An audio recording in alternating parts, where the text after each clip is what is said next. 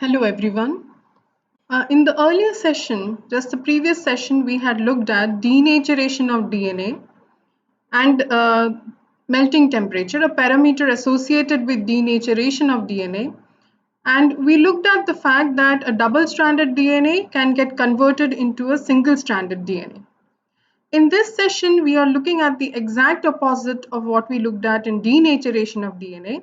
And in this, what we are going to look at is how two single-stranded DNA can form a double-stranded DNA again, and the parameter that is associated with this phenomenon, which is Cot curve. So what are the outcomes of this session? We will definitely understand what we mean by renaturation of DNA. What we will also understand is the significance of this property for functions within the cell. What is Cot curve analysis? Cot curve is a parameter that is associated with renaturation of DNA. And we will also look at applicability of this property in vitro. So let us first look at what we understand by renaturation of DNA. So suppose this is DNA in its native conformation, so that is the double-stranded form. We already understood that when you expose the double-stranded DNA to high temperature or say to, for example, NaOH, then these double-stranded DNA can get into what is called as a single-stranded form. So this particular phenomenon that is happening is what was termed as denaturation of DNA. Now, these single-stranded denatured DNA, if these are given a proper condition, then these single-stranded DNA can again get back to its double-stranded form, which is what is called as the renatured state. And this phenomenon of the single-stranded DNA getting back into its double-stranded form is what is called as renaturation of DNA. So here the point that is to be noted is that the denaturation process is reversible, and so the reversible process is what we look at as renaturation. So here there comes two questions. One, is it necessary that all single-stranded DNA can renature again? Or is it possible that two unrelated single-stranded DNA can renature? So let's look at whether we are able to answer both these questions.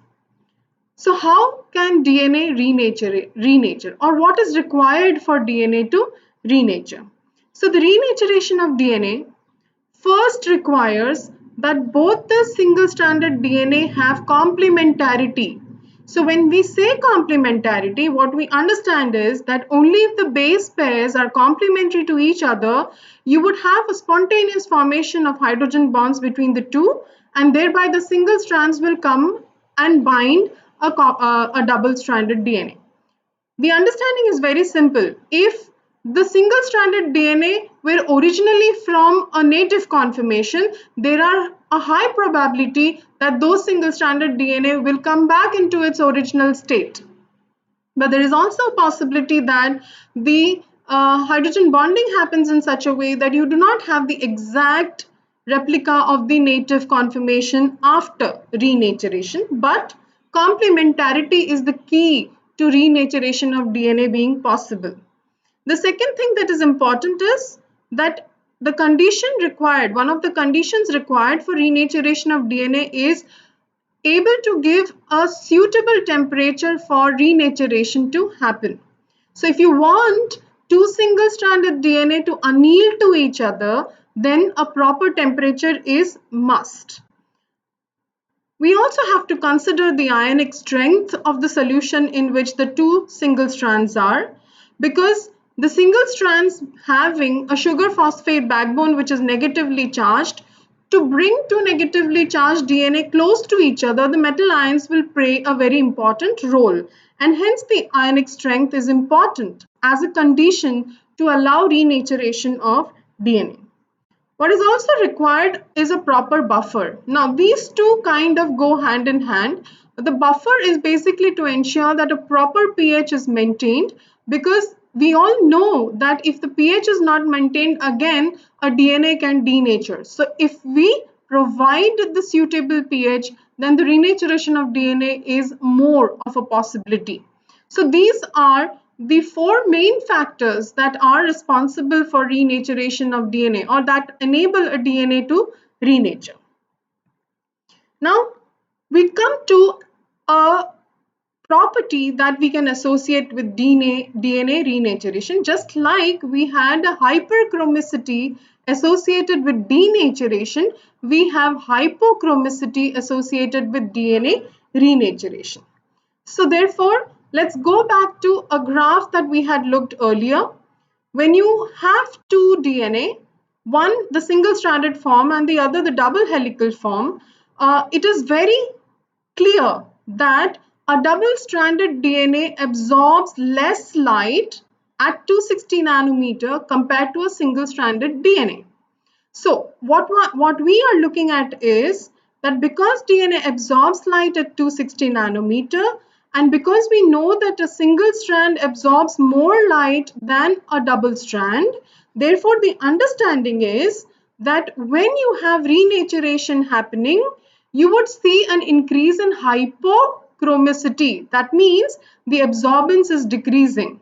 Please understand, this is OD and this is time. So with time, increasing time, as the single-stranded DNA come together to form double-stranded DNA, the OD is going to increase, the OD is going to decrease. And the decrease in OD is what we term as hypochromicity.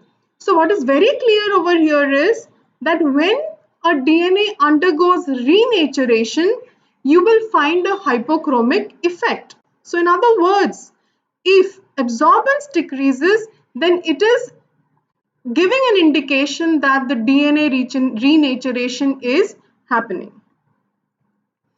Now we come to a parameter or a kinetics that is associated with renaturation. So Cot curve is also known as the renaturation kinetics of DNA or kinetics of reassociation of DNA. So let's consider you have two single-stranded DNA. Now what we have understood is that if the two single-stranded DNA has complementarity, with time, the two single-stranded DNA will renature.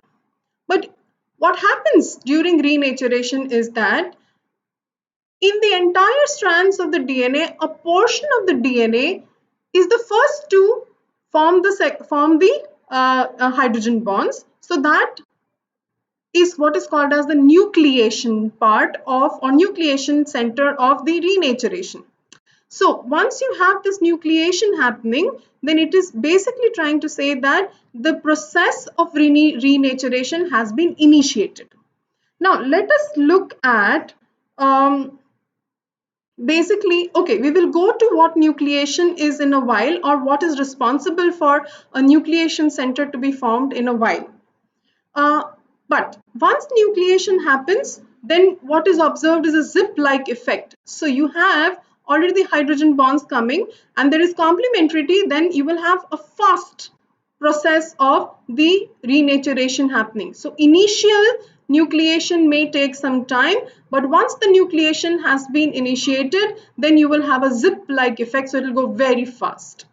So now, it is simple that if you have more number of DNA present, there are more chances of single-stranded DNA coming together.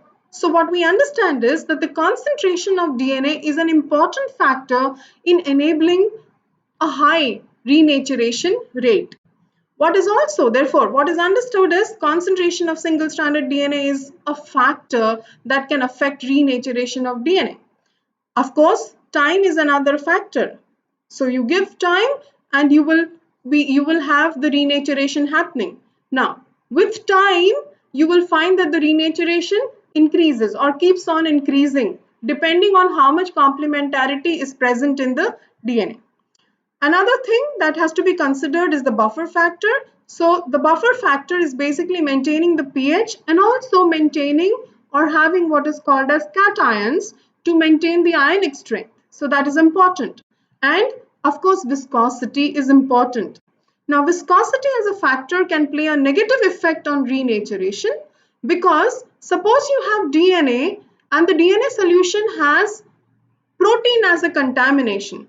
So if there are protein present, obviously the viscosity of the solution is going to increase, but the protein is also going to be an interference in two single-stranded DNA coming close to each other, because the protein may also tend to bind to the single strands.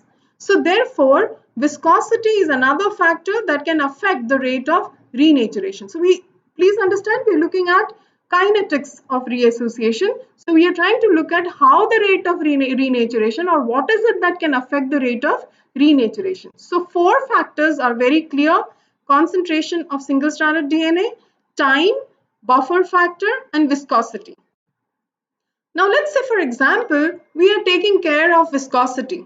So suppose we purify the DNA in such a way that we do not have protein in the solution, then the question of viscosity does not come in. So we are minimizing the factor, or we are negating the factor of viscosity. Now, the buffer factor can be kept constant. So if the buffer factor is constant, it is not going to vary, but the condition that is necessary for renaturation is present. But this is not a variable, and hence it is not going to affect the rate of reaction. So we are looking at the fact that you are maintaining the buffer factor, and because you are maintaining the buffer factor, renaturation is going to happen. And the rate of renaturation should be constant if the buffer factor is constant. So therefore, we are removing this factor also. But therefore, what remains is the concentration of single-stranded DNA and time as the variable in considering the Cot curve.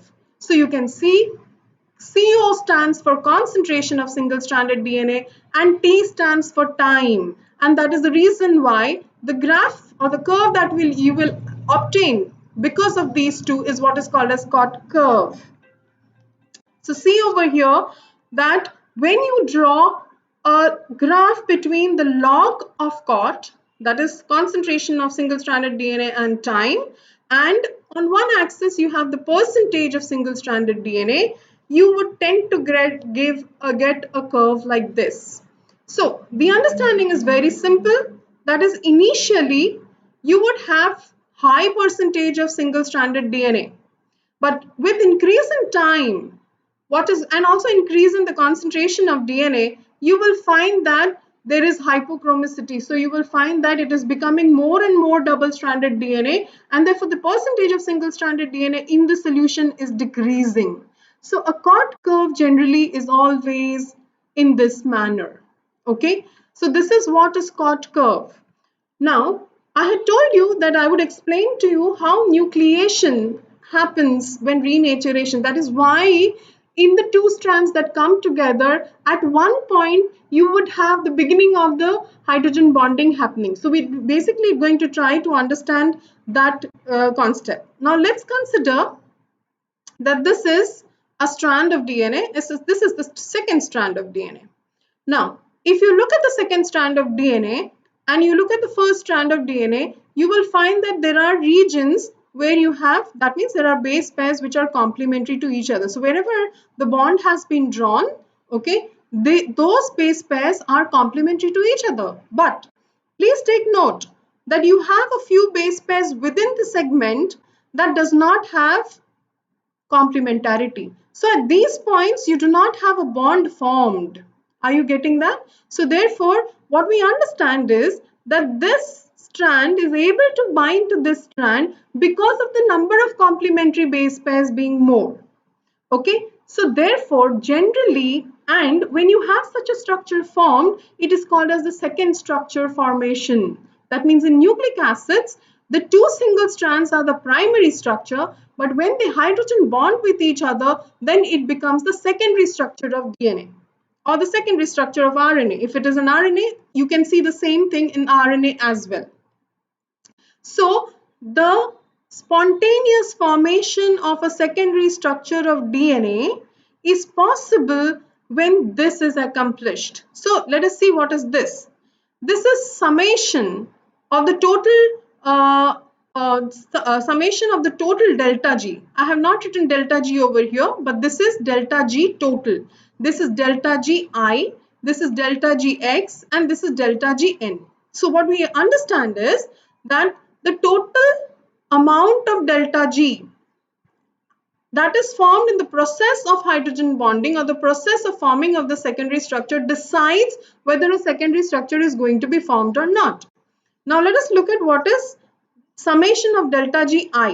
So the summation of delta Gi is when you have, say for example, the first bases, say this base pair formed the first hydrogen bond, and along with it at the same time this formed the first, also formed the first. So you have amongst these this and this forming the first hydrogen bonds.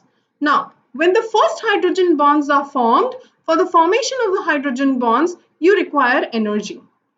Then after that, you have all the complementary base pairs forming hydrogen bonds. So the summation of the total number of the bonding of the total number of complementary base pairs is what is summation of delta Gx.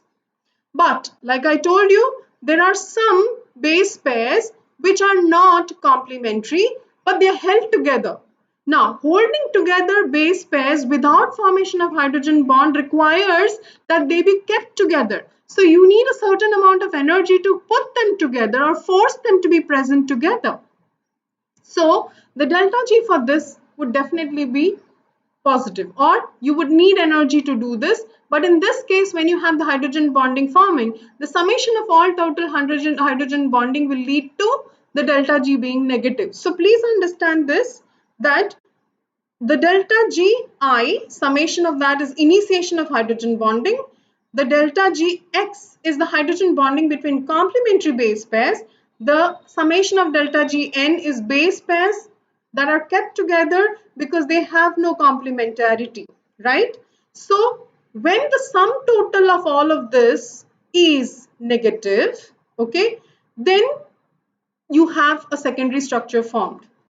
Categorically, generally this is always positive, this is always negative, and this is always positive. So therefore, the success of this lies with the complementary base pairs. So if the number of complementary base pairs are more, you would definitely have a secondary structure being formed. But if the number of non-complementary bases are more, then it tends to move more towards delta G positive. So therefore, if the summation is delta G positive, you will not have the secondary bond formation, secondary structure formation at all. So I hope you've understood what I mean. So if in a particular area in the two single strands, the base pairing is formed very fast, then this becomes what is called as the nucleation center. From this point on, you will have zip the secondary structure formation over here and zip secondary structure formation over here too. Please imagine that there are sequences over here, okay? But this that is there is what is called as the nucleation center. Okay, now let's look at the applicability of DNA renaturation. Well, in vivo, if you remember, while we were looking at DNA denaturation, we said that if transcription has to happen, you need DNA as a template. So, for the DNA as a template to be available in transcription, first DNA denatures. So, when DNA denatures, you get the DNA template. Now, using that DNA template, the RNA is formed. But once the RNA has been formed, the DNA cannot remain open. It has to again get back into a double-stranded form. So you can see how relevant DNA renaturation is. So in vivo, if a DNA has denatured, then to come back to its stable form or its native conformation, it will again have to renaturation.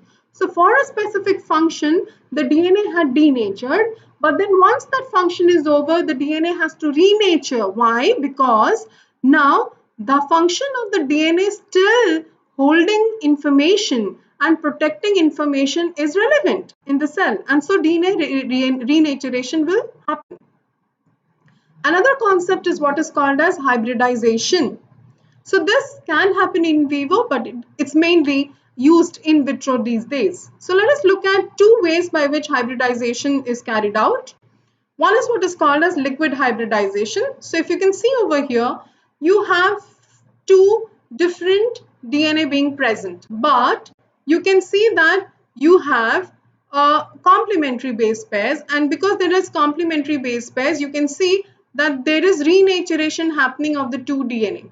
So here what you have to do is, in the solution, you allow two strands to be present, you give it the right condition, that means enough time, right concentration or critical concentration of the single stranded DNA, you give it proper buffer, you ensure that the viscosity is maintained, and if all of this is maintained, you can see renaturation happening. So this is what is called as liquid hybridization, that is when the single strands are present in a liquid and you have enough or all the conditions given, then you can have hybridization happening. On the other hand, you have another process which is called as filter hybridization. Now please understand that consider this as a filter or as a support. Okay, so on the support you have one single strand that is attached, so you will have this single strand bound to the filter, which means what we are looking at is that this single strand is now immobile. When we say immobile, it means it is bound to this, it is not freely moving around in the solution. When this filter is introduced into a solution where you have the complementary DNA present, then this complementary DNA will come and bind to the filter. It's not actually binding to the filter, it is binding to the complementary single strand that is attached to the filter. So when that happens, this is called as filter hybridization. So please understand, you may have this single strand DNA from one source and this single stranded from another source.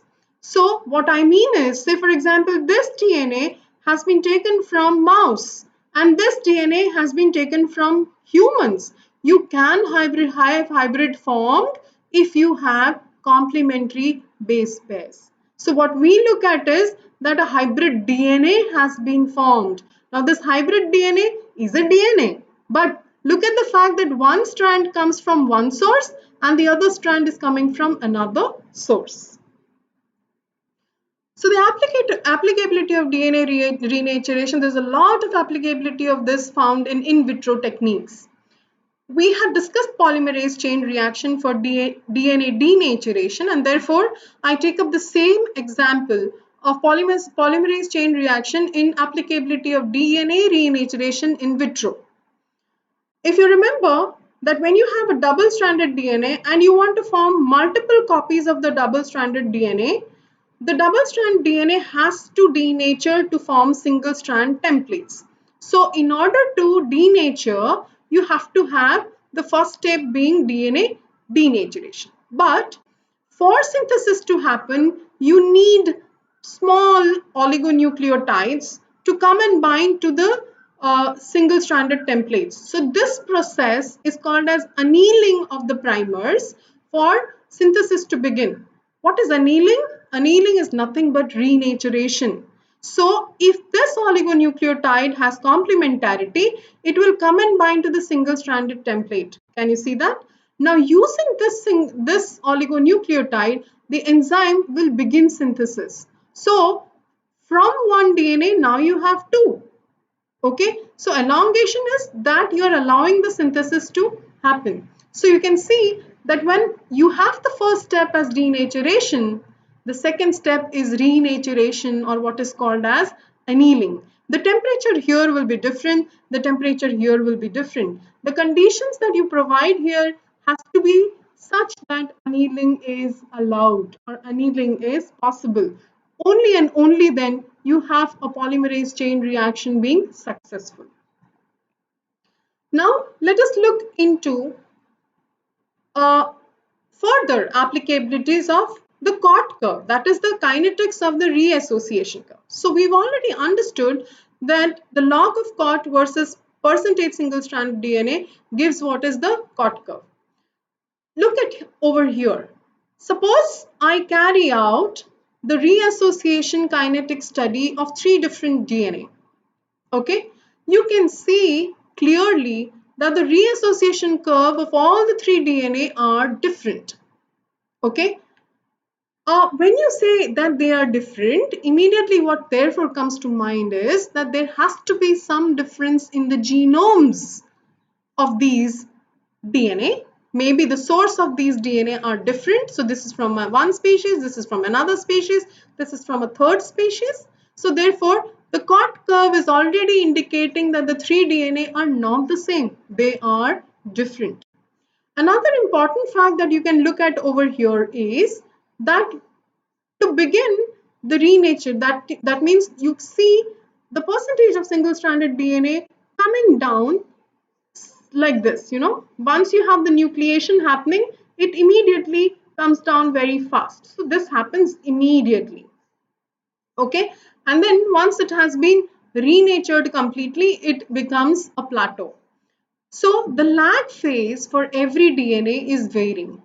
That means in how much time will the renaturation begin varies from DNA to DNA. Interestingly, when you look at higher species, eukaryotic species, this is how generally one gets and for humans it is more so. When you take human DNA and you carry out a Cot curve analysis, the Cot curve analysis gives a very typical structure. So it goes like that, it goes like this, and it goes like this. So instead of having a zoop, okay, it is basically, at points there is a sudden lag coming again. Can you see that? And then there is renaturation happening again. So the question that had come up then is that why is this happening? So we all know that initially a certain lag period is needed for the first complementary base pairs to come together, and when that happens you would have renaturation, so a zip like effect happening. But what you observe here is when renaturation begins you have a zip, and then suddenly you have a lag again. When you have a zip, shouldn't it have gone like this? But here instead what you have is that you again have a small lag being formed over here. Then you have after the lag again a zip, and then from this zip you again have a small lag, and then it goes zip again till it becomes entirely renatured. Okay, over here you may have DNA also possible that is not renaturing at all, or that is not annealing at all. So when people began to understand this curve that was obtained, the Cot curve that was obtained, it was interestingly found that this first level of renaturation is talking about sequences that are highly repetitive. So if the two single strands have a sequence that is repeated in the DNA say 15 times, okay, then you can imagine that you would have all those 15 regions zipping up very fast because they are present frequently. They are present in the DNA more frequently than the other sequences. So therefore it is easy for the DNA to zip up in those portions, right? So therefore, highly repetitive sequences renature fast. Okay. Then the next sequences that renature fast or after the highly repetitive is what is called as moderately repetitive sequences.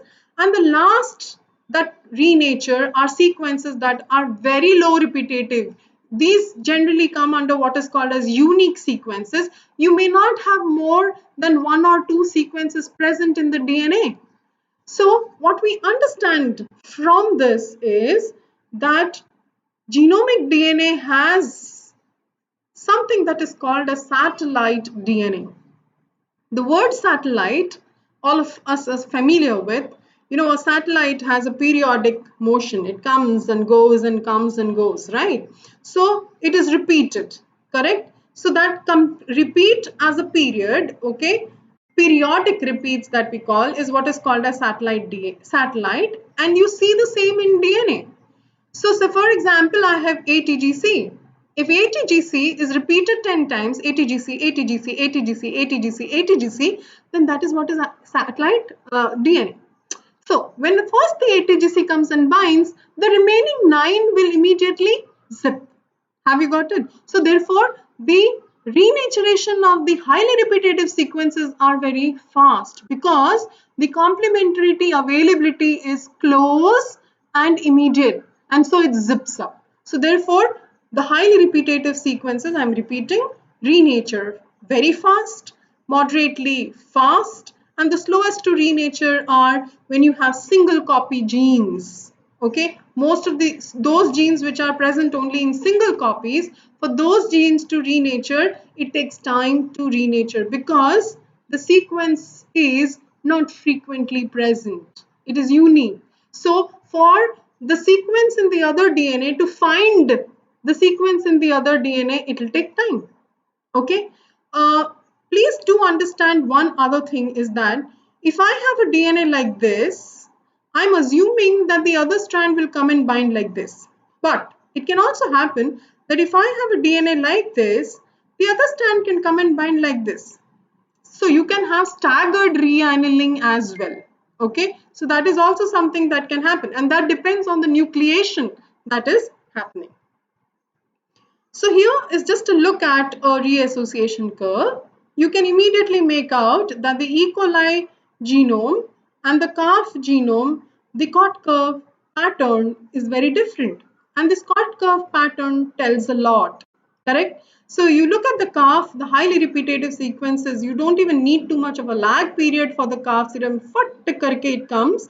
Then of course, for the low repeating sequences, there's a lag and then it in case of E. coli, it is different. It takes a little more time because probably there are hardly any repetitive sequences present. But once you have those, you can see that you only have low copy numbers, low copy number sequences present, and therefore you would have this. You do not have something like this. Okay, so this basically is showing where the Cot curve talks or gives an idea about the genome. So I will just kind of look at the applicability of Cot curve once again. So these are certain facts about the Cot curve that you must keep in mind. The rate at which a particular sequence will reassociate is proportional to the number of times it is found in the genome. So highly repeated sequences are found in large numbers, and if they are found in large numbers, the rate of reassociation will be fast. Correct? Then, given enough time, nearly the entire single strand DNA in a heat denatured DNA sample will reassociate. So you will have from two single strands completely all the DNA being present as double stranded DNA.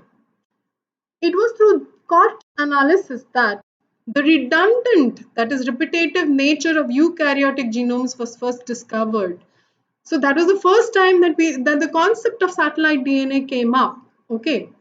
So, and the other concept that came up was that it is therefore not necessary that all DNA codes for functional genes. So you did not have the entire genome of the species actually expressing into a protein. There are many DNA sequences that do not code for any protein. So those sequences of DNA are what are called today as the non-coding genes. And so, I repeat, eukaryotic genome DNA is composed of repetitive non-coding elements. So the Cot curve talks about the genome structure. It talks about the genome organization. So is it a simple genome or is there a high complexity in the genome? And therefore, based on the genome complexity, what does it tell about the species itself? So that is something that the Cot curve definitely tells. Interestingly, Cot curve has enabled us to understand one more phenomenon that is called as the C-value paradox. Now, in our minds, generally the understanding is that if a species is small, okay, whether in size or whether in its functionalities, etc., it is very simple, then the genome size would be probably small. But if the size or the the multicellular organization of the organism increases, so say for example we consider a mouse and we consider a human, it becomes it generally strikes that humans should have a higher genome size and probably higher genome complexity. Like if we look at humans and elephants, probably what will come into mind is, oh, elephants would probably have a higher genome size, okay, and it will have a higher complexity. So our understanding is size matters. So if size matters, accordingly you would have the genome being more complex or even the genome size being more. But what the C-value paradox is telling is, it does not matter what is the size or what is the level of the species. So that is what is called a C-value paradox. So C is standing basically for the haploid number present in the species. So based on the haploid number present in the species, you would basically try to look at whether you have more genome complexity or whether you have less genome complexity. So as you can see, what we are trying to look at mammalia, look at E. coli, look at Drosophila. Okay, we basically look at size of the haploid genome in base pairs. Okay, so size of the haploid genomes in base pairs is what we are basically comparing. Now, so E. coli has a small size, Drosophila has a smaller size, and we are considering that humans have a smaller size. A greater size than Drosophila. But is the complexity the same? Is the human genome more complex than E. coli? Okay, or is the Drosophila genome more complex than E. coli? Right? So that is something that is being addressed by C-value paradox. So let's see. Chromosomes in humans are 46, so we know 23 pairs, correct? Pufferfish has 44. Can you see that? Very close to us. But pufferfish is comparatively very small in size. But look at the difference in the base pairs. This is 3.1 billion, this is 365 million, this has 31,000 genes and we have about 28 to 35,000 genes. A bacteria has 5,000 genes and the human has 35,000 genes. So their complexity is varying. Can you see that? Here, please look at this. These you will consider to be in the same kingdom. They are part of the flies, right? So therefore you will find that the genome size or the number of genes are the same, but you can see that the number of base pairs are varying between them even when they are very close. Okay, so this is what is called as the C-value paradox. Okay, for that matter, look at the roundworm. The roundworm has 12 chromosomes, but a fruit fly has 8. Okay, so the complexity of the organism does not matter. It does not matter whether you consider organism simple or whether you consider an organism complex. Okay, so that complexity of the genome versus the size of the genome is a paradox. Okay, and therefore that is what the C-value paradox is trying to say. So the onion says, in the battle of gene size or the genomic complexity, we win over the humans. And the salamander says, we win over a whisk fern. So point to be noted here is, the species are different, the genome complexity is different. One does not correlate the genome complexity with size of the animal at all. Okay, or with the size of the plant or the size of the crop, that does not matter.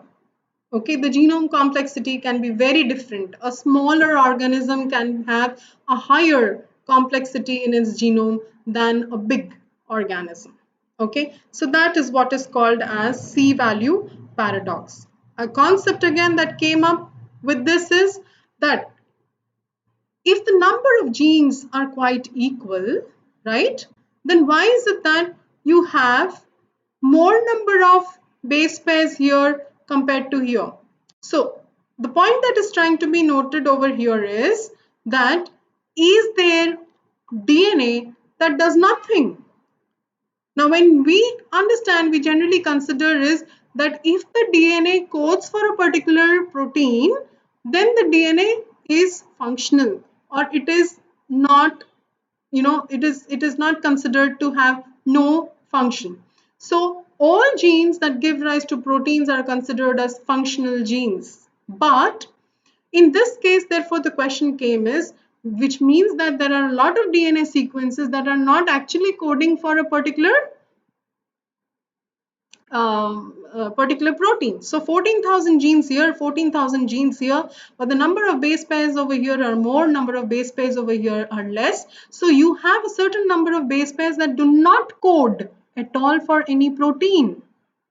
Okay, and therefore the concept came. So are those sequences of DNA which are present over here more in number junk DNA? So initially, most highly repetitive DNA sequences were considered to be junk, but today we know that junk DNA do have functions. They may have a regulatory function, or they may have effect on expression of genes, or they may have structural implications, but junk DNA also have a role to play today. The only thing is probably they are not giving rise to a protein. So therefore, they are not coding DNA, they are non-coding DNA, but now it is not right to actually call all repetitive sequences as junk DNA because we are still trying to understand what are the functions of these repetitive sequences. To a great extent, a lot of understanding has happened with respect to what the junk DNA is, but a lot is still not known. So let's make the conclusions. As single strands, so I'm just going to read out, as single strands reassociated to form double strands, there is a decrease in absorbance. So hypochromicity can be a measure of DNA renaturation. Renaturation of DNA therefore plays a very important role in vivo as well as in vitro in several molecular biology techniques. So therefore it has a broad applicability.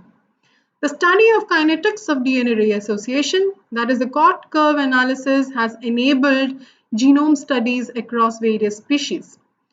Cot Curve analysis has revealed the presence of satellite DNA and non-coding genes. The C-value paradox is an interesting phenomenon that gives a glimpse of genome diversity, complexity, and size. Thus, DNA renaturation is physiologically important as well as a tool for various studies in molecular biology. Thank you.